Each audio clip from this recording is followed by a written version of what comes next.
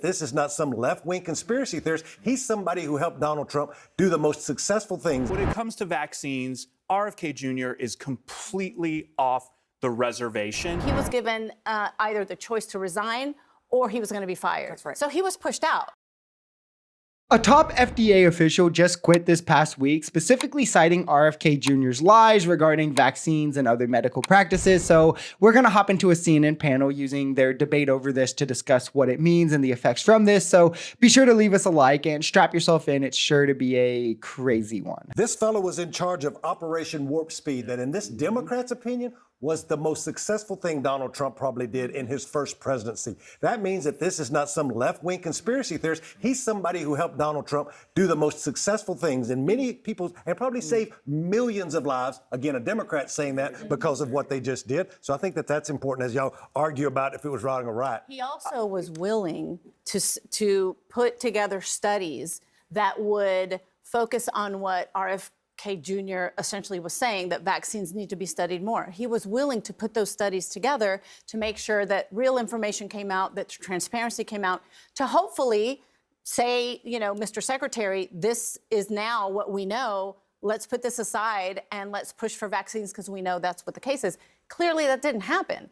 And it seems from the reporting that he was given either the choice to resign or he was going to be fired. That's right. So he was pushed out. That's something that should not be glossed over either in all of this. These people are being forced out. It's not like they're given a choice and they're resigning really because that's what they want or anything. They would be fired if not. And it's all because they won't put partisan beliefs over established science, right? Which is the scary part when it's a party allowing space for this sort of conspiracy nonsense where now they want to try and make medicine or science political when there's not really room for that, where this is a nonpartisan, non-political, lifelong medical expert who wants to stick to the research, to the science. He's not pushing these weird woke things, right?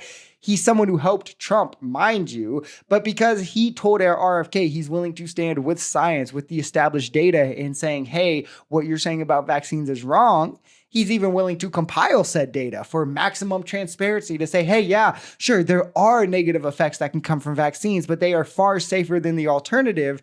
That is worthy of him now being silenced, censored, losing his job, and whatever else, because you can't question the administration in this administration. The experts are meant to be yes men, to lend credibility to their partisan positions, not to give credence to the facts with their experience or knowledge. When it comes to vaccines, RFK Jr. is completely off the reservation, entirely off the reservation. Having said that, I do not view doing this as a courageous act. When you resign, you are a borderline coward. If you actually believe in what you're saying, some harshly worded letter, that's what the United Nations does. It means absolutely nothing. It's just a bunch of words on paper. I get what it means. I get what it means. I think it has weight.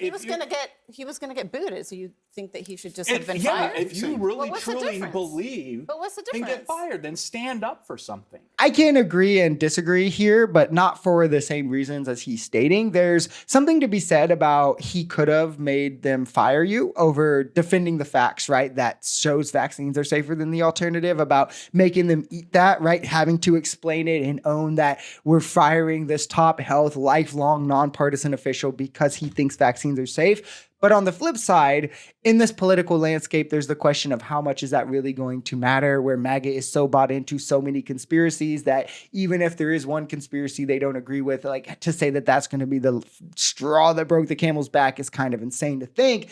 But you also have to say that, like, professionally, where you're going to be fired, that's on your resume now. It could hinder you doing further work that helps people. So what do you want to risk with that? And that, it's a tricky subject. And to say what's right or wrong, I mean, there is debate to be had there. So I could agree, but not for the reasons he's stating. But ultimately, blame should obviously be placed on RFK and the Trump administration for not just forcing out dissenting voices, as they have in many, many different sectors of the government, but now in this one, voices that represent fact and science rather than those who are woke or whatever excuse that they've used in the other instances. When he leaves, someone else replaces him that does not have his credentials and that does not have his same stance. So is that good for example, the organization that he is over, the CDC? And that's Pete's point. Like, stand up for it, stay in that position, even if you're pushed out eventually, at least we have a voice of reason within the organization.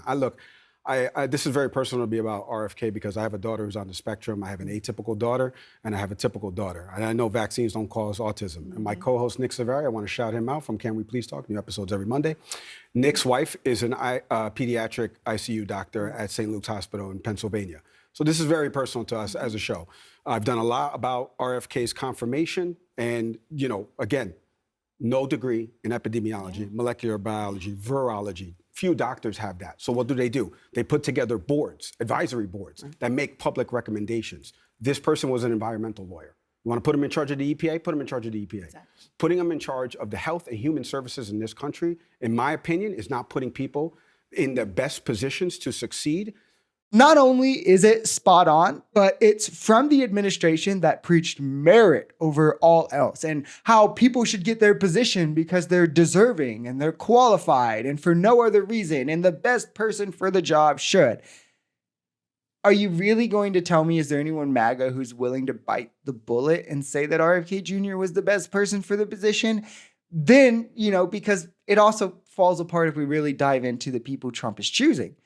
Elon gets to head a committee, not because he's the best person to do so, but because he donated $250 million to get Trump elected.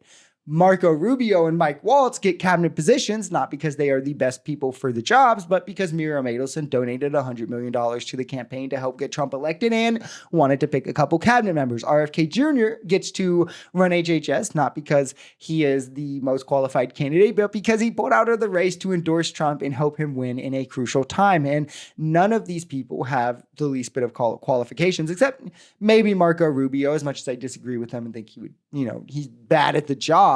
He could pass as like a typical conservative choice.